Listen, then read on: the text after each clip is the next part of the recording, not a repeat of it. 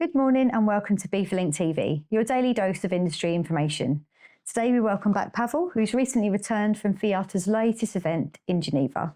How are you doing, Paweł? Thanks for joining us. Thank you, Natalie. How was your trip?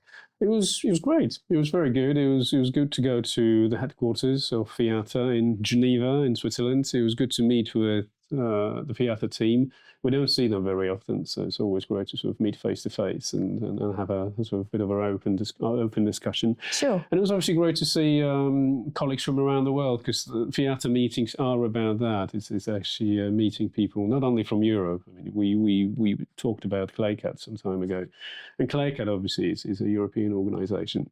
And that's why BIFA attends, isn't it? Yeah, and that's why we attend. We attend both ClayCat to talk about European matters, and even though we're out of the EU, we still obviously take quite a lot of interest in what's going on just across the channel. It's only about, 30 miles? Yeah. Not even that. Whereas in the FIATA meetings, it's people from around the world. So not only Europe, but it's Americas. And I say Americas, it's Africa, it's Asia, and you get a different perspective, you get a different view of what's going on around the world, really, not just here. Sure.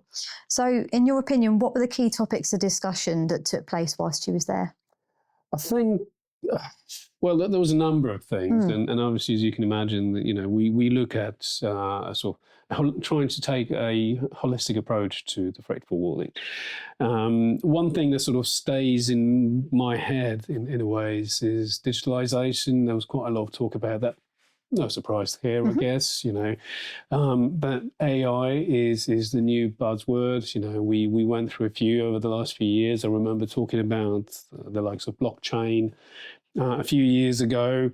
Blockchain is still out there, but we don't talk about it all that much. I guess we'll stop talking about AI soon, but we'll actually start using AI and similar technologies in our line of trade. So that was something that sort of I remember quite vividly, because that was obviously very important and very sort of high on the agenda. Another topic which I was, perhaps I won't say I was surprised to see, but AO.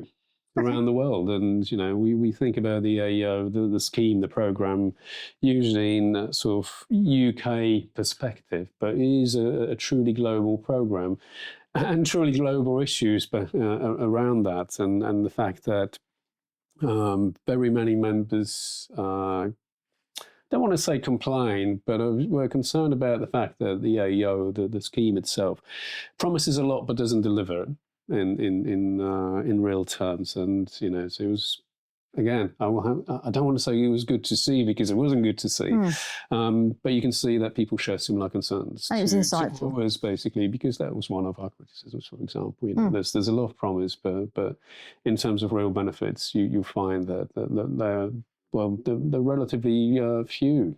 And I think that's something that sort of I remembered from that. But there was a number of discussions, really. It was 3 days of sessions, pretty busy, as you can imagine. And we talked about insurance. We talked about different transport corridors, and so you get a different perspective. On a global scale. Very, very much so, because it's only natural to think about your own backyard in a way, and just look at things that actually impact on you directly.